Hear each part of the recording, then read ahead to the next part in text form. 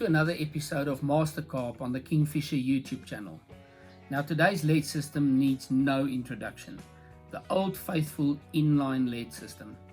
A system that's been used in South Africa over many years and extremely popular. But I think a lot of people don't know the versatility of this particular lead system, and we'll quickly cover all those aspects. The first thing people normally ask is, what can we use as a substrate to go through this inline lead system? And in all fairness, you can do anything.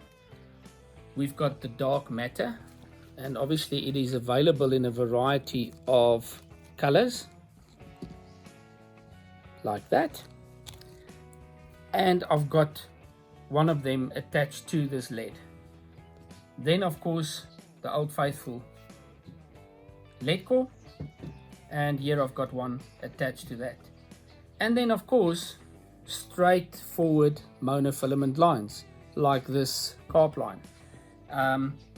Really the choice is up to you in how you want to fish it. Normally when we fish zig rigs, we would go straight through on a monofilament and we won't have any lead core. Now this particular one, if you come a little bit closer, you will notice two 4mm beads. Now what I've done is I've actually popped the insert out of this KORDA lead, and I've just substituted that with the two 4mm beads, and it actually pulls in quite nicely, and it gives you just that little bit of resistance, just enough to set the hook. But you can actually take a piece of monofilament like this, and you can just pull it in with this. Let me just put it next to there, and if you pull it in like that, it actually just sits a little bit tighter, and then you just basically just cut those two tag ends off. The only issue is you've got to put line in every single time that you rebait, but it gives you just that little bit of additional pressure so that it can sink the hook. The other one is where the KORDA lead has got that hard insert, and if I push that over, you've got to pull fairly hard for that to pop out.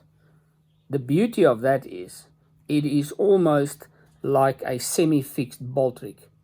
So if I pull that in again, you will see I've got to pull fairly hard to get that out.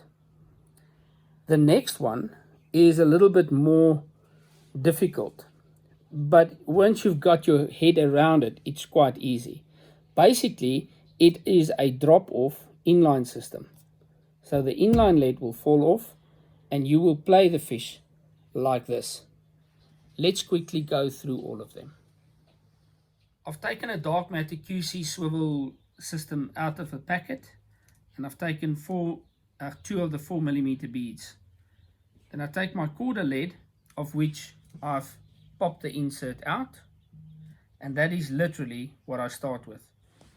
So I start off by taking the two 4mm beads and I put them over my stick needle,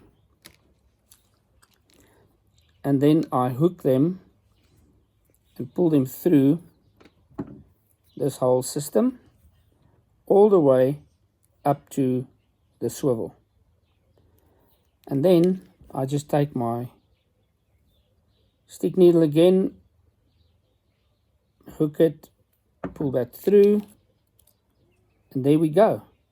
The first inline lead system is sorted. The next system is to take a pre-spliced piece of lead core, and I just loop that onto a KORDA QC swivel like that,